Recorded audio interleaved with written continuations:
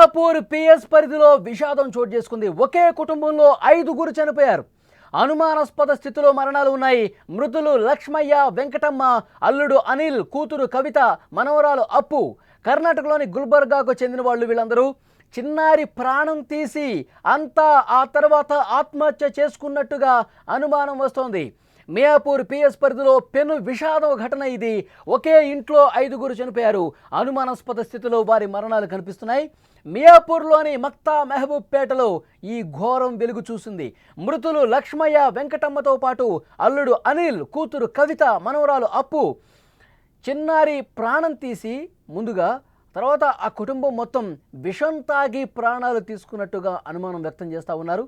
ఈ కుటుంబం కర్ణాటకలోని గుల్బర్గా ప్రాంతానికి చెందిన వాళ్ళుగా తెలుస్తుంది. ఇక్కడికి వచ్చి పనులు చేసుకుంటూ బతుకుతున్నారు.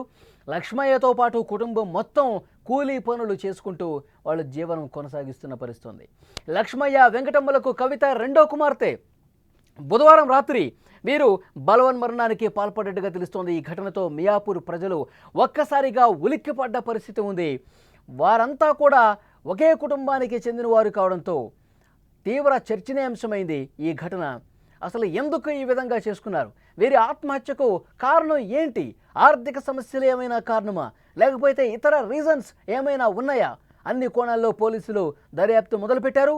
వీళ్ళంతా అసలు ఎందుకు చనిపోయారు, దీనికి కారణం ఏంటన్న విషయానికి సంబంధించి పోలీసులు లోతుగా విచారిస్తున్నటువంటి పరిస్థితి. ఈరోజు తెల్లవారుజామున ఈ ఘటన ఒక్కసారిగా వెలుగులోకి రావడంతో ఆ కాలనీ వాసులే కాదు, ఆ పేటలో ఉన్న వాళ్ళందరూ ఒక్కసారిగా షాక్ అయిపోయారు.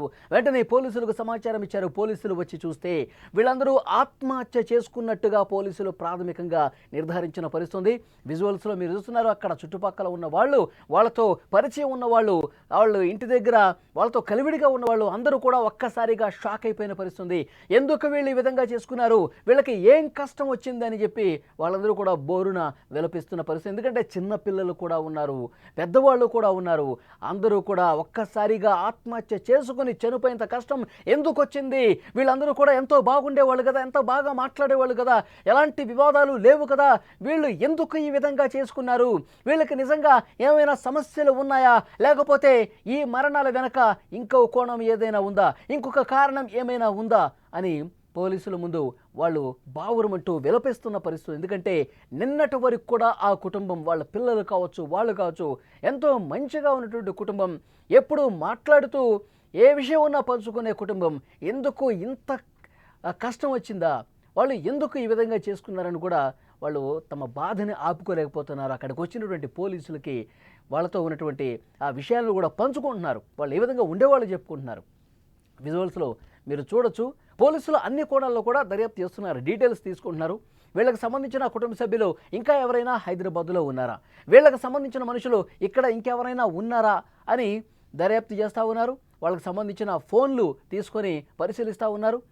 వాళ్ళు గుల్బర్గాకు చెందిన వాళ్ళుగా తెలుస్తోంది. గుల్బర్గా నుంచి వాళ్ళు ఎంతకాలం అవుతుంది వచ్చి, ఇక్కడ ఉన్న వాళ్ళతో ఏమైనా గొడవలు ఉన్నాయా, ఆర్థిక పరమైనటువంటి సమస్యలు ఏమైనా ఉన్నాయా, ఏమైనా అప్పులు ఉన్నాయా, నిన్న మొన్న ఈ 2-3 రోజుల్లో ఎవరికి ఎక్కువ ఫోన్లు చేశారు, ఎవరితో మాట్లాడారు, ఏం మాట్లాడారు, ఇంటి దగ్గరకు వచ్చి గొడవ పెట్టినటువంటి సందర్భాలు ఏమైనా ఉన్నాయా, ఇవన్నీ కూడా వాళ్ళు ఫోన్లు చెక్ చేయడంతో పాటు అక్కడ స్థానికంగా వాళ్ళతో కొంచెం కలుపుగోలుగా ఉండే వ్యక్తులు ఎవరైతే ఉన్నారో, స్థానిక కుటుంబాలు ఏవైతే ఉన్నాయో వాళ్ళు కూడా అడిగి సమాచారం తెలుసుకుంటున్నారు, విషయాలన్నీ కూడా తెలుసుకుంటున్నారు. వాళ్ళకి సంబంధించిన సమాచారం పూర్తిగా వాళ్ళు నోట్ చేసుకున్న పరిస్థితి. దర్యాప్తు ఆల్రెడీ ప్రారంభమైంది. ఈ తెల్లవారుజామున ఒకే కుటుంబానికి చెందిన 5గురు ఆత్మహత్య చేసుకొని చనిపోయారన్న వార్త రాగానే ఒక్కసారిగా మక్తా మెహబూబ్పేట్ పూర్తిగా విషాదంలో మునిగిపోయిన పరిస్థితి. ప్రతి ఒక్కరూ కూడా అక్కడికి వచ్చి చూస్తూ ఉన్నారు. పోలీసులు ఈ దర్యాప్తులో ఈ సాయంత్రానికి కొలుక్కొచ్చే అవకాశం కనిపిస్తుంది. కేసు కూడా దీనికి ప్రధాన కారణం ఏంటో కూడా తెలిసే అవకాశం కనిపిస్తుంది. కానీ ఈ వార్త బయటకు వచ్చిన తర్వాత అక్కడ ఉన్నటువంటి స్థానికులందరూ కూడా షాక్ అయిపోయారు. నిజంగా ఇక్కడ ఎంతో ప్రశాంతంగా ఉండే ఏరియా ఇది, ఎలాంటి గొడవలు ఏమీ జరగనటువంటి ఏరియా ఇది, ఎలాంటి విషాదకరమైనటువంటి పరిస్థితులు ఏరియాలో కనిపించేవి కాదు. ఈ తెల్లవారుజామున ఈ ఘటన విని వీళ్ళంతా సూసైడ్ చేసుకొని చనిపోయారు అని వార్త తెలిసి అక్కడ స్థానికంగా ఉన్న అందరూ కూడా షాక్ అయిపోతున్నటువంటి పరిస్థితి ఉంది. సో పోలీసులు ఆల్రెడీ దర్యాప్తు చేస్తున్నారు. విజువల్స్లో కూడా మీరు చూస్తున్నారు. మరొక ముఖ్యమైన విషయం ఏంటంటే ఒక చిన్న పాప కూడా ఉంది. ఆ చిన్న పాపని ముందుగా చంపేసి 2 సంవత్సరాల పాప, ఆ పాపను ముందుగా చంపేసి తర్వాత అందరూ విషం తిని విషం తాగు లేదంటే విషం ఆ ఫుడ్లో కలుపుకొని తీసుకొని ఈ విధంగా ఆత్మహత్యకు పాల్పడినట్టుగా ప్రాథమిక సమాచారం వస్తోంది. కానీ చాలా దారుణంగా విషయంగా దీన్ని చూడాల్సిన అవసరం ఉంది. పోలీసులు దర్యాప్తు చేస్తున్నారు.